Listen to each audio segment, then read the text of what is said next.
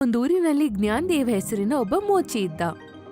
ಜ್ಞಾನ್ದೇವ್ ರೋಡಿನ ಬದಿಯಲ್ಲಿ ಕುತ್ಕೊಂಡು ಅಲ್ಲಿ ಬರೋ ವ್ಯಕ್ತಿಗಳ ಶೂಗಳನ್ನೆಲ್ಲ ಪಾಲಿಶ್ ಮಾಡ್ತಿದ್ದ. ಮತ್ತೆ ಅವನ್ 8 ವರ್ಷದ ಮಗ ಬಿಟ್ಟು ಬೂಟ್ಗಳನ್ನ ಪಾಲಿಶ್ ಮಾಡ್ತಾ ಇದ್ದ. ಬಿಟ್ಟು ಸ್ಕೂಲ್ಗೂ ಹೋಗ್ತಾ ಇದ್ದ. ಇದು ಒಂದಿನದ ವಿಷಯ. ಬಿಟ್ಟು ತನ್ನ ತಂದೆ ಜೊತೆ ಕುತ್ಕೊಂಡು ಊರಿನ ಮುಖ್ಯಸ್ಥರ ಶೂಸ್ ನ ಪಾಲಿಶ್ ಮಾಡ್ತಾ ಇದ್ದ. ಆಗ ಜ್ಞಾನ್ದೇವ್ನ ಮಗಳು ಪಾಯಲ್ ಅಲ್ಲಿಗೆ ಬರ್ತಾಳೆ. ಅಪ್ಪ, ನಿಮಗ್ ಗೊತ್ತಾ, ಬಿಟ್ಟು 5th ಕ್ಲಾಸ್ನ ತುಂಬಾ ಚೆನ್ನಾಗಿ ಮಾರ್ಕ್ಸ್ ಅಲ್ಲಿ ಪಾಸ್ ಮಾಡಿದ್ದಾನೆ. ಇದಂತೂ ತುಂಬಾ ಒಳ್ಳೆ ಸುದ್ದಿ ಮಗಳೇ. ನಾನು ಇವನು ವಯಸ್ಸಲ್ಲಿದ್ದಾಗ ನನಗಂತೂ ಸರಿಯಾಗಿ ಲೆಕ್ಕ ಕೂಡ ಬರ್ತಿರ್ಲಿಲ್ಲ. ಸರಿ, ಆದ್ರೆ ಇವನು ಇನ್ ಮುಂದೆ ದುಡ್ಡಿನ ಲೆಕ್ಕಾಚಾರ ಕೂಡ ಮಾಡೋದ್ ಕಲ್ತ್ಕೋಬಹುದು. ಇದೇನ್ ಹೇಳ್ತಾ ಇದ್ದೀರಾ ಅಪ್ಪ ನೀವು? ನಾನ್ ಅನ್ಕೋತೀನಿ ನನ್ ತಮ್ಮ ತುಂಬಾ ಚೆನ್ನಾಗಿ ಓದಿ ದೊಡ್ಡ ವ್ಯಕ್ತಿ ಆಗ್ಬೇಕು ಅಂತ. ಅಯ್ಯೋ ಮಗಳೇ, ಕಲಿಯೋದೆಲ್ಲ ಏನ್ ಫ್ರೀಯಾಗಿ ಆಗಲ್ಲ. ಈಗಿನ ಕಾಲದಲ್ಲಂತೂ ಶಿಕ್ಷಣ ಕೂಡ ಒಂದು ವ್ಯಾಪಾರವಾಗಿದೆ. ಆದ್ರೆ ಅಪ್ಪ, ನಾನ್ ದೊಡ್ಡವನಾಗಿ ಒಂದು ಸಾಫ್ಟ್ವೇರ್ ಇಂಜಿನಿಯರ್ ಆಗ್ಬೇಕಂತಿದ್ದೀನಿ. ನಿಮಗ್ ಗೊತ್ತಾ, ನನ್ನ ಸ್ಕೂಲಲ್ಲಿ ನಾನೇ ತುಂಬಾ ಕಂಪ್ಯೂಟರ್ ಅಲ್ಲಿ ಹುಷಾರು. ಬಿಟ್ಟು ಸರಿಯಾಗಿ ಹೇಳ್ತಾ ಇದ್ದಾನೆ ಅಪ್ಪ. ಸ್ಕೂಲ್ ಹೆಡ್ ಮಾಸ್ಟರ್ ಹೇಳ್ತಾ ಇದ್ರು, ಬಿಟ್ಟುನ ಕೈ ಬೆರಳುಗಳು ಕೀಬೋರ್ಡ್ ಅಲ್ಲಿ ಕುದುರೆ ತರ ಓಡ್ತಾ ಇರತ್ತೆ ಅಂತ. ಮುಖ್ಯ ಮುಗುಳ್ ನಗುತ್ತಾ ಜ್ಞಾನ್ದೇವ್ ಹತ್ರ ಹೇಳ್ತಾರೆ, ನನ್ನ ಮಗ ಬಿಟ್ಟು ತುಂಬಾನೇ ಬುದ್ಧಿವಂತ ಜ್ಞಾನ್ದೇವ್. ನನ್ ಮನ್ಸಲ್ಲಿ ಏನಿದೆ ಅಂದ್ರೆ, ಪಾಪ ಈ ಹುಡ್ಗನ್ನ ಮುಂದೆ ಓದಿಸ್ತಾ ಇರೋದು ತುಂಬಾ ದೊಡ್ಡ ಪಾಪ ಮಾಡೋ ತರ ನನಗನ್ನಿಸ್ತಿದೆ. ನೀವ್ ಹೇಳ್ತಿರೋದೇನೋ ಸರಿಯಾಗಿದೆ ಮುಖ್ಯಸ್ಥರೇ, ಆದ್ರೆ ನಾನ್ ತಾನೇ ಏನ್ ಮಾಡ್ಲಿ? ನಿಮ್ಗಂತೂ ಗೊತ್ತೇ ಇದೆ, ನಾನೊಬ್ಬ ಶೂ ಪಾಲಿಶ್ ಮಾಡೋನು. ನೀವೇ ಹೇಳಿ, ಬೆಳಿಗ್ಗೆಯಿಂದ ರಾತ್ರಿ ತನಕ ಶೂಗಳನ್ನ ಪಾಲಿಶ್ ಮಾಡಿ ನನ್ನ ಕೈಯಲ್ಲಿ ಎಷ್ಟು ಅಂತ ಸಂಪಾದನೆ ಮಾಡಕ್ಕಾಗತ್ತೆ? ನನಗ್ ನಿನ್ ಮಾತು ಅರ್ಥ ಆಗ್ತಿದೆ. ಸಿಟಿಯಲ್ಲಿ ನನ್ನ ಸಂಬಂಧಿಕರು ದಿನೇಶ್ ಮತ್ತೆ ಅವರ ಹೆಂಡತಿ ರುಕ್ಮಿಣಿ ಇದಾರೆ. ನೀನ್ ಬೇಕು ಅಂದ್ರೆ ನಿನ್ನ ಚಿಕ್ಕ ತಮ್ಮನ್ನ ಅಲ್ಲಿ ಕರ್ಕೊಂಡು ಹೋಗ್ಬೋದು. ನಾನು ಅವ್ರಿಗೆ ಫೋನ್ ಮಾಡಿ ಹೇಳ್ತೀನಿ. ಅವರು ಖಂಡಿತ ಯಾವ್ದಾದ್ರು ಒಳ್ಳೆ ಕಂಪ್ಯೂಟರ್ ಇನ್ಸ್ಟಿಟ್ಯೂಟ್ ಅಲ್ಲಿ ಇವನ ಅಡ್ಮಿಷನ್ ಮಾಡ್ತಾರೆ. ನಿಮ್ಮಿಬ್ರಿಗೂ ಅಲ್ಲಿ ಯಾವುದೇ ತರ ಊಟ ತಿಂಡಿ ಮಾಡೋದಕ್ಕೆ ಸಮಸ್ಯೆನೇ ಇರಲ್ಲ. ನಿಮ್ಗಂತೂ ಕೋಟಿ ಕೋಟಿ ನಮನಗಳು ಮುಖ್ಯಸ್ಥರೇ. ನೀವೀಗಾಗ್ಲೇ ನಮ್ಮ ಪರಿವಾರಕ್ಕೆ ತುಂಬಾನೇ ಸಹಾಯ ಮಾಡಿದೀರಾ. ಅಯ್ಯೋ, ಇದರಲ್ಲಿ ಧನ್ಯವಾದ ಹೇಳೋದೇನಿದೆ ಜ್ಞಾನ್ದೇವ್? ನಿಮ್ಮ ಮಗ ಬಿಟ್ಟು ಚೆನ್ನಾಗಿ ಓದಿ ದೊಡ್ಡ ಮನುಷ್ಯ ಆದ್ರೆ ನಮ್ಮೂರ್ ಹೆಸರು ತಾನೇ ಬೆಳೆಯೋದು. ಮರುದಿನ ಪಾಯಲ್ ತನ್ನ ತಮ್ಮನ ಕರ್ಕೊಂಡು ಸಿಟಿಯಲ್ಲಿದ್ದ ಒಂದು ಮನೆ ಬಾಗ್ಲು ಮುಂದೆ ಡೋರ್ ಬೆಲ್ ಒತ್ತಾ ಇದ್ಲು.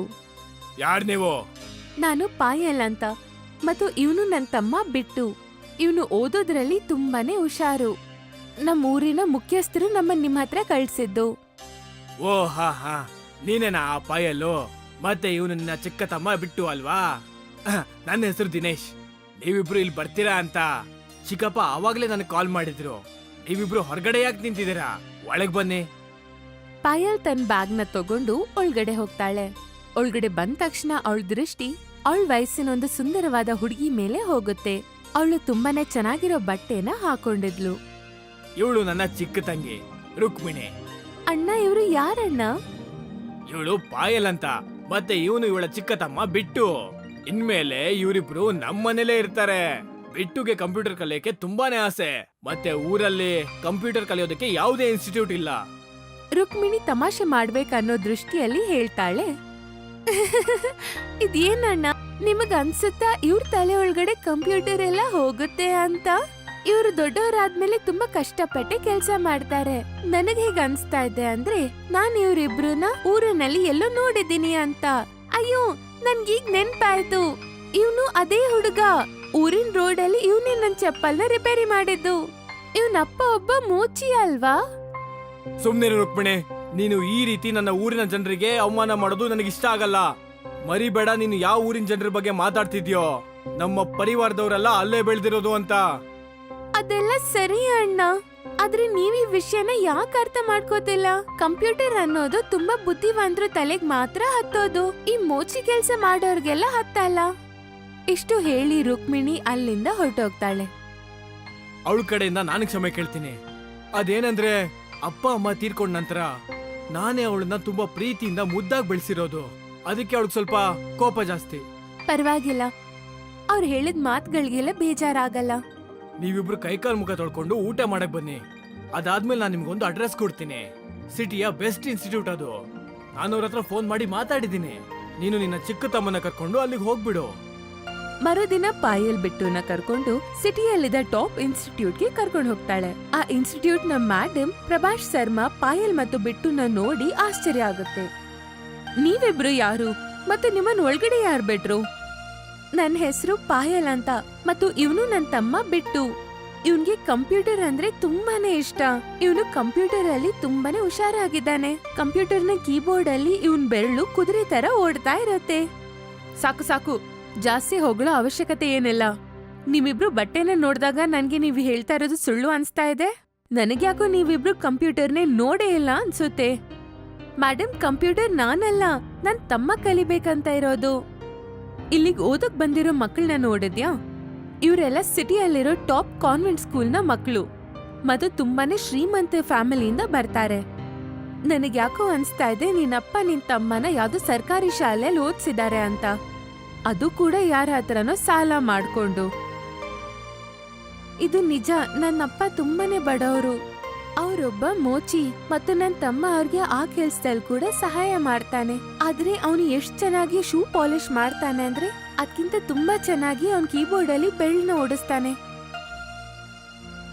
ಪಾಯಲ್ನ ಮಾತನ್ನು ಕೇಳಿಸ್ಕೊಂಡು ಪ್ರಭಾಸ್ ಶರ್ಮಾ ನಗ್ತಾ ಇರ್ತಾಳೆ. ನಿನಗ್ ಗೊತ್ತಾ ಹುಡ್ಗಿ, ಕಂಪ್ಯೂಟರ್ ಕಲಿಬೇಕಂದ್ರೆ ಮನೆಯಲ್ಲಿ ಲ್ಯಾಪ್ಟಾಪ್ ಇರ್ಲೇಬೇಕು. ನಿನ್ ತಮ್ಮನ ಹತ್ರ ಏನಾದ್ರೂ ಲ್ಯಾಪ್ಟಾಪ್ ಇದೆಯಾ? ಇಲ್ಲ, ನಮ್ ಹತ್ರ ಯಾವ ಲ್ಯಾಪ್ಟಾಪು ಇಲ್ಲ. ನಮ್ ಇನ್ಸ್ಟಿಟ್ಯೂಟ್ ಅಲ್ಲಿ ಒಂದು ರೂಲ್ ಇದೆ, ನಾವು ಅದೇ ಮಕ್ಳಿಗೆ ಕಂಪ್ಯೂಟರ್ ಕಲಿಸ್ತೀವಿ. ಯಾವ ಮಕ್ಳ ಹತ್ರ ಚೆನ್ನಾಗಿರೋ ಲ್ಯಾಪ್ಟಾಪ್ ಇದೆಯೋ, ಮತ್ತು ಅದು ಕೂಡ ಆಪಲ್ ಅವ್ರದ್ದು.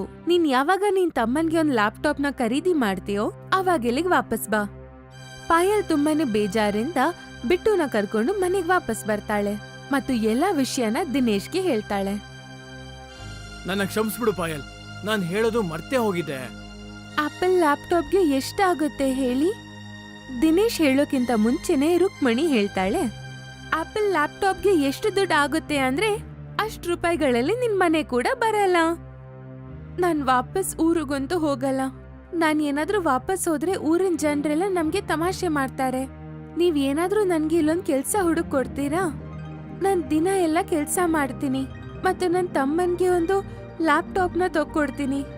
ದಿನೇಶ್ ಪಾಯಲ್ ಮತ್ತು ಬಿಟ್ಟುನ ಒಂದು ಅಂಗಡಿಯಲ್ಲಿ ಕೆಲ್ಸಕ್ಕೆ ಇಟ್ಟಿರ್ತಾನೆ. ಪಾಯಲ್ ಮತ್ತು ಬಿಟ್ಟು ದಿನ ಎಲ್ಲ ಕೆಲ್ಸ ಮಾಡ್ತಾ ಇರ್ತಾರೆ. ಕೆಲವು ತಿಂಗಳು ಕಳೆದ್ಮೇಲೆ ಪಾಯಲ್ ತುಂಬಾನೇ ಕಷ್ಟದಿಂದ 10,000 ರೂಪಾಯಿಗಳನ್ನ ಜೋಡಿಸ್ತಾಳೆ ಮತ್ತು ಅವಳು ತನ್ನ ತಮ್ಮನ ಜೊತೆಗೆ ಒಂದ್ ದೊಡ್ಡ ಲ್ಯಾಪ್ಟಾಪ್ ಶೋರೂಮ್ಗೆ ಬರ್ತಾಳೆ. ಹೇ ಹುಡುಗಿ, ನೀನ್ ಒಳಗಡೆ ಯಾಕೆ ಬರ್ತಾ ಇದ್ಯಾ? ನನಗೊಂದ್ ಲ್ಯಾಪ್ಟಾಪ್ ಬೇಕು ಅಂಕಲ್, ಅದು ಆಪಲ್ ಕಂಪನಿದು. ನಿನಗ್ ಗೊತ್ತಿದ್ಯಾ ಆಪಲ್ ಲ್ಯಾಪ್ಟಾಪ್ ಎಷ್ಟಕ್ ಬರುತ್ತೆ ಅಂತ? ಪೂರ್ತಿ 1 ಲಕ್ಷ ಆಗುತ್ತೆ. ನಿನ್ನ ಹತ್ರ ಅಷ್ಟೊಂದು ದುಡ್ಡು ಇದ್ಯಾ? ಆದ್ರೆ ಅಂಕಲ್, ನನ್ನ ಹತ್ರ 1 ಲಕ್ಷ ರೂಪಾಯಿ ಅಂತೂ ಇಲ್ಲ. ಹಾ, ನಾನ್ ತುಂಬಾ ಕಷ್ಟಪಟ್ಟು 10,000 ರೂಪಾಯಿಗಳನ್ನ ಜೋಡಿಸಿದೀನಿ. ನಾನ್ ಕೇಳಿದೀನಿ ಸಿಟಿಯಲ್ಲಿ ವಸ್ತುಗಳನ್ನ ಇನ್ಸ್ಟಾಲ್ಮೆಂಟ್ ಅಲ್ಲಿ ಕೊಡ್ತಾರೆ ಅಂತ. ಅಂಗಡಿಯವನ್ಗೆ ಅರ್ಥ ಆಗುತ್ತೆ ಪಾಯಲ್ ಸಿಟಿಯವಳೆಲ್ಲ ಹಳ್ಳಿ ಹುಡುಗಿ ಅಂತ, ಮತ್ತು ಅವನ್ ತುಂಬಾ ದುಷ್ಟ ಮತ್ತು ಬುದ್ಧಿವಂತ ಅಂಗಡಿಯವನಾಗಿದ್ದ. ಸರಿ, ಹಾಗಿದ್ರೆ ನನಗೆ 10,000 ರೂಪಾಯಿನ ಇವಾಗ ಕೊಟ್ಟಿರೋ, ನಾಳೆ ಬಂದು ಲ್ಯಾಪ್ಟಾಪ್ ತಗೊಂಡೋಗು. ಪಾಯಲ್ಗೆ ಬೇರೆ ಏನೋ ತೋಚ್ದೆ ಅವನ್ಗೆ ದುಡ್ಡನ್ನ ಕೊಡ್ತಾಳೆ. ಮರುದಿನ ಪಾಯಲ್ ಬಿಟ್ಟುನ ಕರ್ಕೊಂಡು ಅಂಗಡಿಗೆ ಹೋದಾಗ ಆಗ ಆ ಅಂಗಡಿಯವನು ಅವರಿಬ್ರನ್ನ ತಳ್ಳಿ ಅಂಗಡಿಯಿಂದ ಹೊರಗಡೆ ಹಾಕ್ತಾನೆ. ಇಲ್ಲಿಂದ ಹೊರಟೋಗಿ, ನೀವ್ ಯಾವಾಗ ದುಡ್ಡು ಕೊಟ್ಟಿದ್ದೀರಿ ಅಂತ ನನಗೆ ಸ್ವಲ್ಪನೂ ನೆನಪಿಲ್ಲ. ಅಲ್ಲ, 10,000 ರೂಪಾಯಿನ ಯಾವತ್ತಾದ್ರೂ ನಿಮ್ ಜೀವನದಲ್ಲಿ ನೋಡಿದೀರಾ? ಎಲ್ಲಿ ಹೊರಡಿ.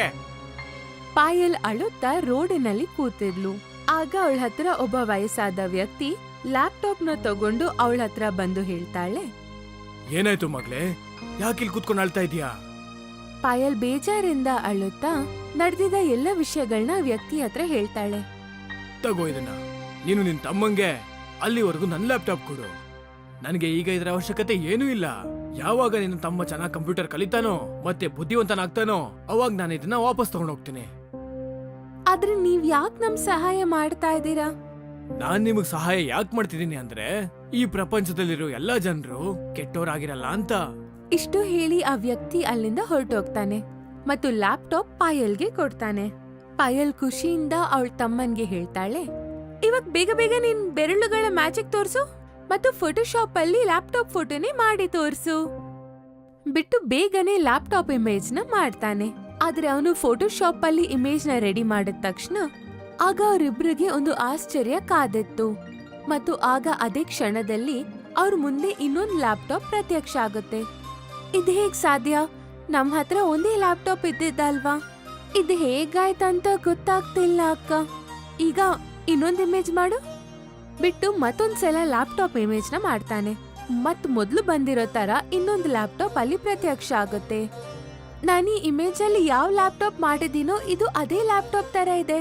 ಅನ್ಸ್ತಾ ಇದೆ ಇದು ಮಾಯದ್ ಲ್ಯಾಪ್ಟಾಪ್ ಅಂತ. ಈ ಲ್ಯಾಪ್ಟಾಪ್ ಅಲ್ಲಿ ನನ್ಗೆ ಬೇರೆ ವಸ್ತುನ ಇಮೇಜ್ ಮಾಡಿ ತೋರ್ಸು. ಬಿಟ್ಟು ಲ್ಯಾಪ್ಟಾಪ್ ಅಲ್ಲಿ ಬೇರೆ ವಸ್ತುನ ಇಮೇಜ್ ಮಾಡಿದಾಗ ಆಗ ಅಲ್ಲಿ ಯಾವುದೇ ರೀತಿಯ ಚಮತ್ಕಾರ ಆಗ್ಲಿಲ್ಲ. ಆದ್ರೆ ಅವನು ಲ್ಯಾಪ್ಟಾಪ್ ಇಮೇಜ್ ನ ಮಾಡಿದಾಗ ಅವನ್ ಇಮೇಜ್ ಆದಾಗೆಲ್ಲ ಅಲ್ಲಿ ಮುಂದೆ ಇನ್ನೊಂದು ಲ್ಯಾಪ್ಟಾಪ್ ಪ್ರತ್ಯಕ್ಷ ಆಗ್ತಿತ್ತು. ಪಾಯಲ್ಗೆ ಅರ್ಥ ಆಗುತ್ತೆ ಈ ಲ್ಯಾಪ್ಟಾಪ್ ಒಳಗಡೆಯಿಂದ ಲ್ಯಾಪ್ಟಾಪ್ಗಳು ಮಾತ್ರ ಬರುತ್ತೆ ಅಂತ. ಅಕ್ಕ, ಈ ಲ್ಯಾಪ್ಟಾಪ್ ನ ಬೆಲೆ ಏನಿಲ್ಲ ಅಂದ್ರೂ 1,00,000 ರೂಪಾಯಿ ಆಗುತ್ತೆ. ಹೀಗೆ ನಾವು ತುಂಬಾನೇ ಶ್ರೀಮಂತರಾಗ್ತೀವಿ. ಇಲ್ಲ ಬಿಟ್ಟು ನಾವ್ ಈ ಲ್ಯಾಪ್ಟಾಪ್ ನ ಕೇವಲ 1 ರೂಪಾಯಿಗೆ ಮಾರ್ತೀವಿ. ಯಾಕಂದ್ರೆ ನಮ್ ತರ ಬೇರೆ ಬಡವ್ರ ಮಕ್ಳಿಗೆ ಕೂಡ ಲ್ಯಾಪ್ಟಾಪ್ ಬೇಕು. ಆ ದಿನದಿಂದ ಬಿಟ್ಟು ತನ್ನ ಲ್ಯಾಪ್ಟಾಪ್ ಇಂದ ದಿನ ಎಲ್ಲ ಕುತ್ಕೊಂಡು ತುಂಬಾ ಲ್ಯಾಪ್ಟಾಪ್ಗಳನ್ನ ಮಾಡ್ತಾ ಇದ್ದ. ಮತ್ತು ಪಾಯಲ್ ಬಡ ಮಕ್ಕಳಿಗೆ ಆ ಲ್ಯಾಪ್ಟಾಪ್ಗಳನ್ನ 1 ರೂಪಾಯಿಗೆ ಕೊಡ್ತಾ ಇದ್ಲು. ಈ ತರ ಮಾಡಿ ಅವರಿಬ್ರು ಸೇರಿ ಕೆಲವೇ ದಿನಗಳಲ್ಲಿ ತುಂಬಾ ಹಣನ ಒಟ್ಟು ಮಾಡ್ತಾರೆ. ಇದರಿಂದ ಬಿಟ್ಟುನ ಅಡ್ಮಿಷನ್ ಒಂದು ಟಾಪ್ ಇನ್ಸ್ಟಿಟ್ಯೂಟ್ ಅಲ್ಲೇ ಆಗುತ್ತೆ. ಪಾಯಲ್ ಬಿಟ್ಟುನ ಕರ್ಕೊಂಡು ಕೈಯಲ್ಲಿ ಲ್ಯಾಪ್ಟಾಪ್ ನ ಇಟ್ಕೊಂಡು ಇನ್ಸ್ಟಿಟ್ಯೂಟ್ ಒಳಗಡೆ ಹೋಗ್ತಾಳೆ. ತಗೊಳ್ಳಿ ಮೇಡಮ್, ಇದು ನನ್ ತಮ್ಮನ್ ಫೀಸ್. ಮತ್ತೀಗ ನನ್ ತಮ್ಮನ ಹತ್ರ ಒಂದ್ ಲ್ಯಾಪ್ಟಾಪ್ ಕೂಡ ಇದೆ, ಅದು ಕೂಡ ಆಪಲ್ ಕಂಪನಿದು. ನನ್ಗಂತೂ ನಂಬಕ್ಕೆ ಆಗ್ತಿಲ್ಲ. ಆದ್ರೆ ಕಣ್ಣಲ್ಲಿ ಕಂಡಿದ್ದು ಸುಳ್ಳು ಅಂತೂ ಆಗಕ್ಕಾಗಲ್ಲ. ನಿನ್ನ ನೋಡಿದ್ರೆ ನೀನ್ ನಿನ್ ತಮ್ಮನ್ಗೋಸ್ಕರ ತುಂಬಾನೇ ಕಷ್ಟಪಟ್ಟಿದ್ಯಾ ಅನ್ಸುತ್ತೆ. ಆ ದಿನದ ನಂತರ ಬಿಟ್ಟು ತುಂಬಾನೇ ಪ್ರಯತ್ನ ಪಟ್ಟು ಕಂಪ್ಯೂಟರ್ನ ಕಲಿಯಕ್ಕೆ ಶುರು ಮಾಡ್ತಾನೆ. ಮತ್ತು ಕೆಲವೇ ತಿಂಗಳಲ್ಲಿ ಬಿಟ್ಟು ಕಂಪ್ಯೂಟರ್ ಅಲ್ಲಿ ಎಕ್ಸ್ಪರ್ಟ್ ಆಗ್ತಾನೆ. ಅವನ್ ದಿನ ಪೂರ್ತಿ ಕಂಪ್ಯೂಟರ್ ಇನ್ಸ್ಟಿಟ್ಯೂಟ್ ಅಲ್ಲೇ ಇರ್ತಾನೆ. ಮತ್ತು ಸಂಜೆ ಅವನು ತನ್ನ ಲ್ಯಾಪ್ಟಾಪ್ ನ ಫೋಟೋಶಾಪಿನಲ್ಲಿ ಲ್ಯಾಪ್ಟಾಪ್ ಗಳ ಇಮೇಜ್ ಮಾಡ್ತಿರ್ತಾನೆ. ಮತ್ತು ಲ್ಯಾಪ್ಟಾಪ್ ಒಳಗಡೆಯಿಂದ ಇನ್ನೊಂದ್ ಲ್ಯಾಪ್ಟಾಪ್ ಬರ್ತಾ ಇರುತ್ತೆ. ಮತ್ತು ಪಾಯಲ್ ಆ ಲ್ಯಾಪ್ಟಾಪ್ಗಳನ್ನೆಲ್ಲ 1 ರೂಪಾಯಿಗೆ ಬಡ ಮಕ್ಕಳಿಗೆ ಮಾರ್ತಾ ಇದ್ಲು. ಕೆಲವೇ ದಿನಗಳಲ್ಲಿ ಬಿಟ್ಟುಗೆ ಫಾರಿನ್ ಕಂಪನಿಯಿಂದ ಕಂಪ್ಯೂಟರ್ ಕಲಿಯೋಕೆ ಆಫರ್ ಸಿಗುತ್ತೆ. ಮತ್ತು ಈ ವಿಷಯ ದಿನೇಶ್ ಮತ್ತು ರುಕ್ಮಿಣಿಗೆ ಸ್ವಲ್ಪನೂ ಇಷ್ಟ ಆಗಲ್ಲ. ಇದೇನಣ್ಣ, ಒಂದ್ ಮೋಚಿ ಮಗ ಇಷ್ಟೊಂದ್ ಟ್ಯಾಲೆಂಟೆಡ್ ಹೇಗಾಗಕ್ ಸಾಧ್ಯ? ನಾನ್ ಇದನ್ನೆಲ್ಲ ಅನ್ಕೊಂಡೇ ಇರ್ಲಿಲ್ಲ. ನಾನು ಕೂಡ ಅನ್ಕೊಂಡಿರ್ಲಿಲ್ಲ. ನಾನ್ ಕೇವಲ ಚಿಕ್ಕಪ್ಪನ್ ಮಾತು ಕೇಳಿ ಅವ್ರನ್ನ ನಮ್ಮ ಮನೇಲಿ ಇಟ್ಕೊಂಡಿದ್ದೆ ಅಷ್ಟೇ. ನಾನು ಅನ್ಕೊಂಡಿದ್ದೆ 2-3 ದಿನದಲ್ಲೇ ಅವರೇ ಓಡೋಗ್ತಾರೆ ಅಂತ. ಆದ್ರೆ ಅವರಂತೂ ಅದ್ಭುತನೇ ಮಾಡಿದ್ರು. ಆದ್ರೆ ಅಣ್ಣ, ನನ್ಗೊಂದ್ ವಿಷಯ ಅರ್ಥ ಆಗ್ತಿಲ್ಲ. ಈ ವಿಷಯ ಬರೀ ನಮ್ಮಿಬ್ರಿಗ್ ಮಾತ್ರ ಗೊತ್ತಲ್ವಾ? ಯಾವ ಅಂಗಡಿಯವನು ಪಾಯಲ್ಗೆ 10,000 ರೂಪಾಯಿ ಮೋಸ ಮಾಡಿದ್ನು ನೀವ್ ಹೇಳಿದಕ್ಕೆ ಅವ್ನ್ ಮೋಸ ಮಾಡಿದ್ದು. ಹೀಗಿದ್ದಾಗ ಬಿಟ್ಟು ಹತ್ರ ಇಷ್ಟೊಂದ್ ಕಾಸ್ಟ್ಲಿ ಲ್ಯಾಪ್ಟಾಪ್ ಬರಕ್ ಹೇಗ್ ಸಾಧ್ಯ? ಏನೇ ಆಗ್ಲಿ ರುಕ್ಮಿಣಿ, ಆದ್ರೆ ಇವತ್ತು ಒಂದು ವಿದೇಶಿ ಕಂಪನಿ ಬಿಟ್ಟುನ ಕಂಪ್ಯೂಟರ್ ಕಲಿಯೋದಕ್ಕೆ ಅವಕಾಶ ಕೊಟ್ಟಿದೆ. ನಿನಗೆ ಗೊತ್ತಾ, ಆ ಕಂಪನಿಯಲ್ಲಿ ಎಷ್ಟು ದೊಡ್ಡ ಶ್ರೀಮಂತ ಮಕ್ಕಳಿಗೂ ಕೂಡ ಕಂಪ್ಯೂಟರ್ ಕಲಿಯೋದಕ್ಕೆ ಆಗೋದಿಲ್ಲ. ಸ್ವಲ್ಪ ವರ್ಷದ ನಂತರ ಬಿಟ್ಟು ತುಂಬಾ ದೊಡ್ಡ ಸಾಫ್ಟ್ವೇರ್ ಇಂಜಿನಿಯರ್ ಆಗ್ತಾನೆ. ಆದ್ರೆ ಅವನ್ ಎಲ್ಲಾ ದೊಡ್ಡ ಮಲ್ಟಿನ್ಯಾಷನಲ್ ಕಂಪನಿ ಆಫರ್ಸ್ಗಳನ್ನೆಲ್ಲ ತಿರಸ್ಕರಿಸ್ತಾನೆ. ಮತ್ತು ತನ್ನ ಅಕ್ಕ ಪಾಯಲ್ನ ಕರ್ಕೊಂಡು ತನ್ನ ಊರಿಗೆ ತನ್ನ ಮನೆಗ್ ವಾಪಸ್ ಬರ್ತಾನೆ. ನನಗೆ ನಿನ್ ಬಗ್ಗೆ ಹೆಮ್ಮೆ ಇದೆ ಮಗನೇ. ಆದ್ರೆ ನನಗೆ ಇವತ್ತಿಗೂ ಅರ್ಥ ಆಗ್ತಿಲ್ಲ, ನೀನ್ ಯಾಕೆ ಇಷ್ಟು ದೊಡ್ಡ ದೊಡ್ಡ ಕಂಪನಿಗಳ ಆಫರ್ಗಳನ್ನ ಬಿಡ್ತಿದ್ಯಾ ಅಂತ ನನಗೆ ಗೊತ್ತಾಗ್ತಿಲ್ಲ. ಅಪ್ಪಾಜಿ, ನಾನು ಊರಲ್ಲೇ ಕಂಪ್ಯೂಟರ್ ಇನ್ಸ್ಟಿಟ್ಯೂಟ್ ನ ಶುರು ಮಾಡ್ತೀನಿ. ಮತ್ತೆ ನಮ್ಮ ಊರಿನ ಎಲ್ಲಾ ಮಕ್ಕಳಿಗೆ ಒಂದೊಂದು ಲ್ಯಾಪ್ಟಾಪ್ ನ ಕೊಡ್ತೀನಿ. ನನ್ನ ಆಸೆ ಏನಂದ್ರೆ ನಮ್ಮ ಊರಿನ ಎಲ್ಲಾ ಮಕ್ಕಳು ಚೆನ್ನಾಗಿ ಓದ್ಬೇಕು ಅಂತ. ಮುಂದಿನ ಪೀಳಿಗೆಗೆ ಕಂಪ್ಯೂಟರ್ ತುಂಬಾನೇ ಮುಖ್ಯ. ನನಗೆ ನಿನ್ ಬಗ್ಗೆ ಹೆಮ್ಮೆ ಇದೆ ಮಗನೇ. ಬಿಟ್ಟು ತನ್ನ ಅಕ್ಕನ ಜೊತೆ ಸೇರಿ ತನ್ನ ಊರಿನಲ್ಲಿ ತುಂಬಾ ದೊಡ್ಡ ಕಂಪ್ಯೂಟರ್ ಇನ್ಸ್ಟಿಟ್ಯೂಟ್ ನ ಓಪನ್ ಮಾಡ್ತಾನೆ. ಮತ್ತು ಪ್ರತಿ ಮಕ್ಕಳಿಗೆ ಒಂದೊಂದು ಲ್ಯಾಪ್ಟಾಪ್ ನ 1 ರೂಪಾಯಿಗೆ ಮಾರ್ತಾನೆ. ಈಗ ಊರಿನ ಎಲ್ಲಾ ಮಕ್ಕಳು ಕಂಪ್ಯೂಟರ್ ನಲ್ಲಿ ತುಂಬಾನೇ ಎಕ್ಸ್ಪರ್ಟ್ ಆಗಿದ್ರು. ಒಂದು ರಾತ್ರಿ ಬಿಟ್ಟು ಲ್ಯಾಪ್ಟಾಪ್ ಅಲ್ಲಿ ಕುತ್ಕೊಂಡು ಫೋಟೋಶಾಪಿನಲ್ಲಿ ಲ್ಯಾಪ್ಟಾಪ್ ಇಮೇಜಸ್ ನ ಮಾಡಿ ಲ್ಯಾಪ್ಟಾಪ್ ನ ಆಚೆ ತರ್ತಾ ಇದ್ದ. ಆಗ ಅದೇ ವ್ಯಕ್ತಿ ಅಲ್ಲಿಗೆ ಬಂದ್ಬಿಡ್ತಾನೆ. ಅಯ್ಯೋ, ನೀವ್ ಅವರೇ ತಾನೆ ನನ್ನ ಅಕ್ಕಂಗೆ ಈ ಮಾಯದ ಲ್ಯಾಪ್ಟಾಪ್ ಕೊಟ್ಟಿರೋಂತವ್ರು. ಒಂದ್ ವೇಳೆ ನೀವ್ ಅವತ್ ನಮ್ಗೆ ಈ ಮಾಯದ ಲ್ಯಾಪ್ಟಾಪ್ ಕೊಟ್ಟಿರ್ಲಿಲ್ಲ ಅಂದಿದ್ರೆ ನಾನು ಇಷ್ಟು ದೊಡ್ಡ ಸ್ಥಾನಕ್ಕೆ ಬರ್ತಾ ಇರ್ಲಿಲ್ಲ. ನನಗೆಲ್ಲ ಗೊತ್ತು. ನೀವು ನಿಮ್ಮ ಲ್ಯಾಪ್ಟಾಪ್ ನ ವಾಪಸ್ ತಗೊಂಡೋಗಕ್ ಬಂದ್ರ? ಇಲ್ಲ, ನಾನ್ ನಿನ್ಗಿಂತ ಮುಂಚೆ ಈ ಲ್ಯಾಪ್ಟಾಪ್ ನ ಗೊತ್ತಿಲ್ದೆ ತುಂಬಾ ಜನಕ್ಕೆ ಕೊಟ್ಟಿದ್ದೀನಿ.